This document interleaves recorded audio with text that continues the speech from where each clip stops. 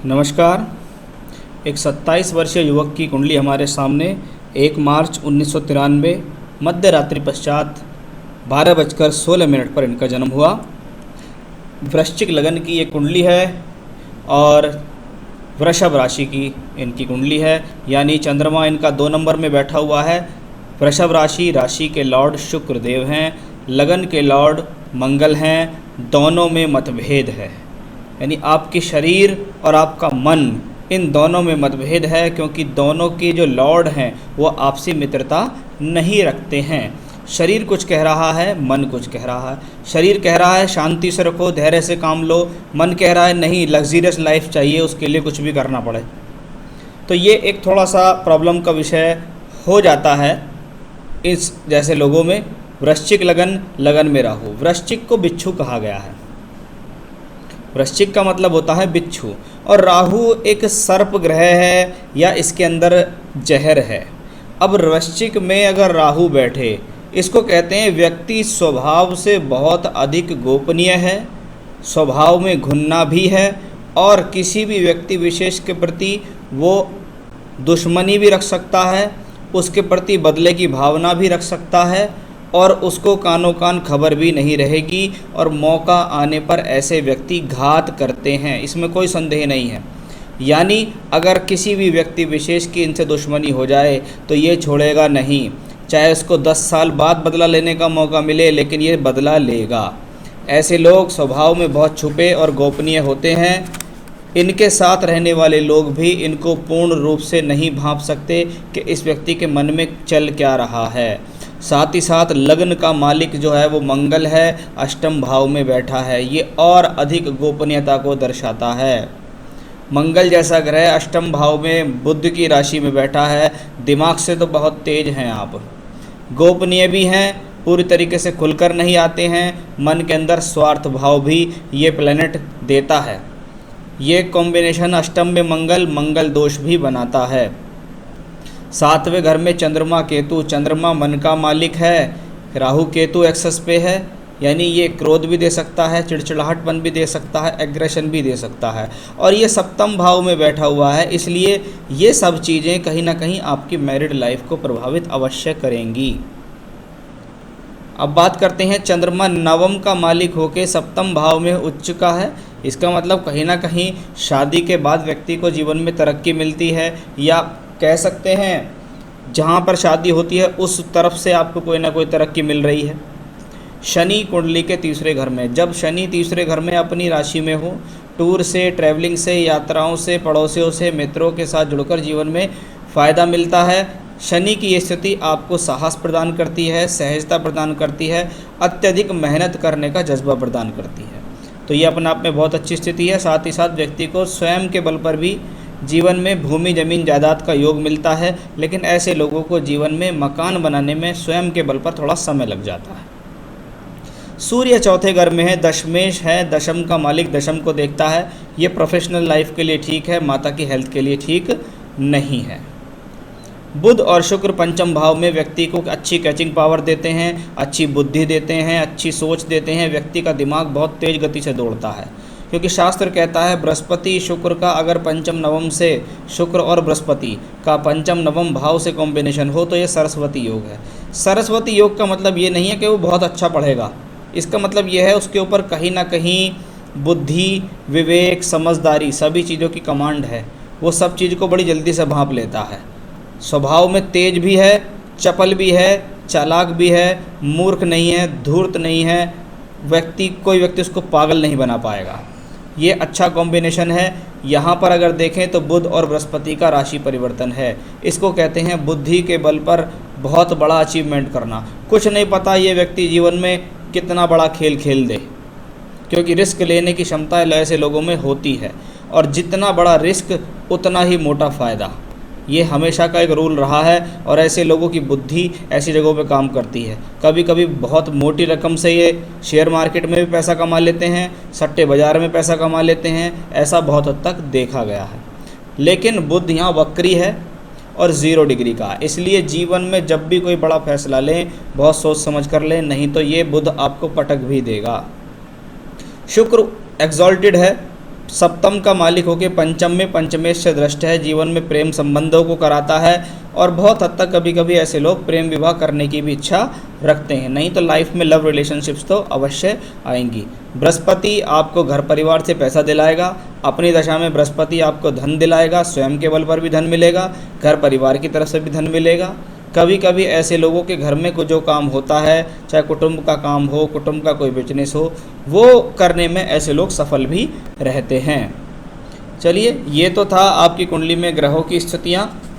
नवांश को थोड़ा देख लेते हैं। यहाँ सप्तम भाव का मालिक और कारक दोनों शुक्र है। नवांश कुंडली ग्रहों के बल और वैवाहिक जीवन के लिए देखी जाती है।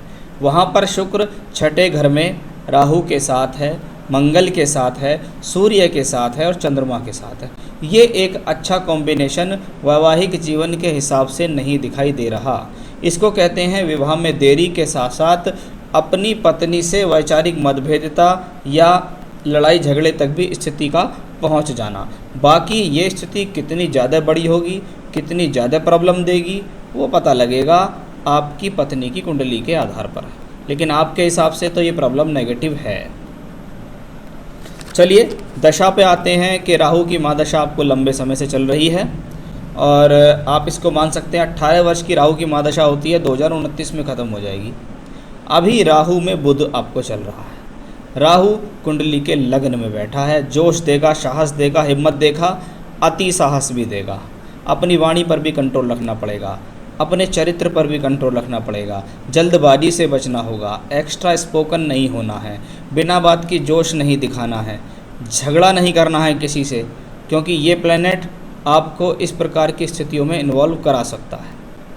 अब ये राहु छठे घर में बैठा है। 6th हाउस हमेशा झगड़ा, झंझट, रोग, ऋण, रिपु, परेशानी को दिखाता है, क्योंकि ये नवांश के सप्तम में है। वैवाहिक सुख में कमी करेगा, वैवाहिक सुख में परेशान करेगा। और झगड़े झंझट से बचें, रोग से बचें, बीमारी से बचें, एक्सीडेंट से बचें। ये सारी चीज़ राहु यहाँ शो करता है। अब राहु में आई बुध। बुध अष्टमेश है तो एकादशेश भी है। अब बैठे हैं पंचम में। ये वो प्लैनेट है जो ये कहता है कि अक्टूबर 19 में आपके जीवन में आया।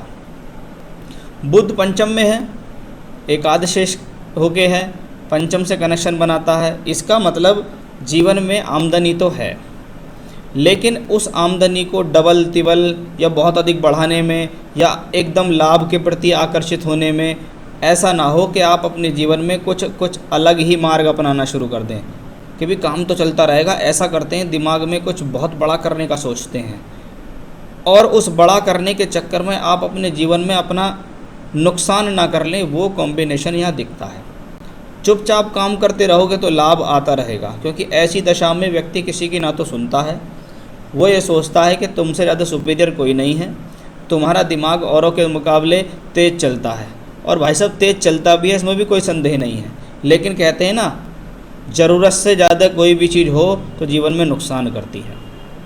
तो वही चीज़ है कि भाई साहब, ज़रूरत से ज़्यादा अगर दिमाग का इस्तेमाल करोगे तो परेशान हो जाओगे, जीवन में क्राइसिस का सामना करना पड़ जाएगा। क्योंकि जब पंचम में प्लैनेट बैठता है तो व्यक्ति जीवन में कभी कभी अपने आप कुछ ऐसे निर्णय लेता है जिसके कारण उसको नुकसान होता है। कुछ लोग नौकरी करते हुए नौकरी छोड़ देते हैं, कुछ लोग काम बदल लेते हैं, कुछ को दिमाग में आता है कि ये कर लूँ वो कर लूँ, और उससे उसका नुकसान हो जाता है।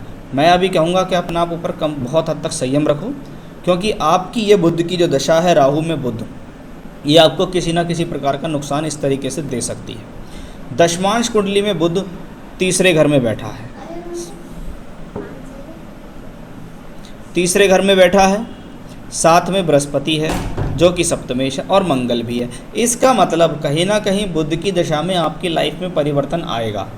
अगर आप नौकरी कर रहे हैं तो जॉब चेंज का कॉम्बिनेशन है।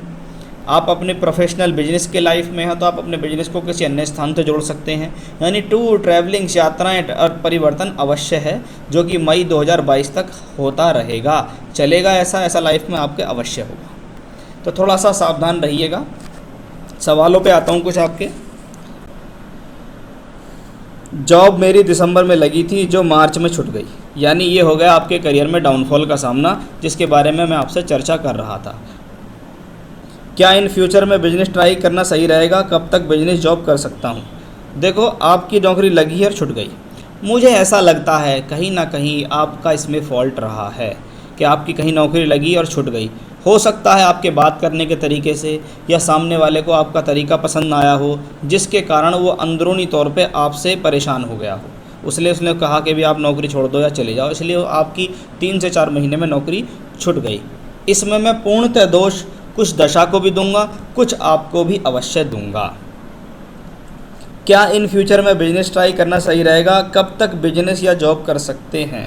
मेरा मन बिजनेस में काफ़ी है, कौन सा बिजनेस कर सकते हैं? देखिए, जहाँ तक बिजनेस वाली बात है, मैंने आपको सबसे पहले एक बात कही थी कि यदि आपके घर में कोई बिजनेस होता हो, कुटुंब का बिजनेस है, कोई चलता हुआ आ रहा है, तो भाई साहब आप करो बिजनेस।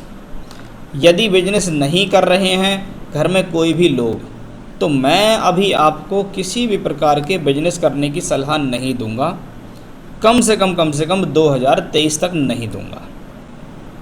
उसके बाद आप बिजनेस की लाइन में आ सकते हैं। उसके बाद आप अपनी कुंडली दिखाना 2023 के बाद, लगभग अपनी 2.5-3 साल बाद, कि भाई अब देख के बताओ कि मुझको जीवन में बिजनेस करना चाहिए या नहीं। क्योंकि ऐसी स्थिति, ऐसे मोड़ पर मैं आपसे यही कहूँगा कि आप जॉब ट्राई करो, जॉब को ट्राई करो, आपको जॉब मिल भी जाएगी। क्योंकि आपको जो दशाएं चल रही हैं वो ऐसी ही हैं कि जिससे आपको जॉब मिलने की संभावनाएं बहुत हद तक बनेंगी। अभी से लेकर अभी देखें तो आगे जनवरी तक भी आपको लगातार जॉब की दशाएं हैं, तो आप जॉब के लिए ट्राई कीजिए। बिजनेस के लिए ऐसे समय में ट्राई करना आपको नुकसान दे सकता है, तो इसलिए बहुत ज़्यादा, कम से कम 2022 तक तो अवश्य ही आप ना करें। मैं तो आपसे यही कहूँगा 23 तक भी ना करें, उसके बाद आप बिजनेस लाइन में जा सकते हैं। फिर आप पूछना कि कौन सा बिजनेस करना है, क्या है, तब के हिसाब से आपके ग्रह गोचर देखेंगे करना है नहीं करना। लेकिन अभी के लिए मेरे से सलाह मांगो, मैं नौकरी के लिए कहूँगा। क्या मैं बिलियनियर या मिलेनियर बन सकता हूँ? देखिए, एक तो होता है स्वयं के बल पर कुछ करना, एक होता है घर वालों के बल पर कुछ करना। इस कुंडली के अंदर जो जान पड़ेगी, या ये कुंडली जो जीवन में तरक्की करेगी, वो करेगी 2029 के बाद। और 29 के बाद जो बृहस्पति की दशा आपको जीवन में आएगी, ये आपको जीवन में करोड़पति बनाएगी, इसमें कोई संदेह नहीं है। लेकिन उससे पहले तो आपकी लाइफ में संघर्ष बहुत है। मैरिज एंड रेस्ट लाइफ, यानी शादी हुई या नहीं हुई आपने बताया नहीं, लेकिन मैं शादी से संबंधित दशा बताता हूँ आपको कि आपको कब है। देखिए, अभी चल रहा है राहु में बुध, मई 2022 तक बहुत सुंदर एक योग चल रहा है आपको शादी का, एक बात। दूसरा, मैरिड लाइफ वाइज ये हॉरोस्कोप कमज़ोर है, इसमें कोई संदेह नहीं है।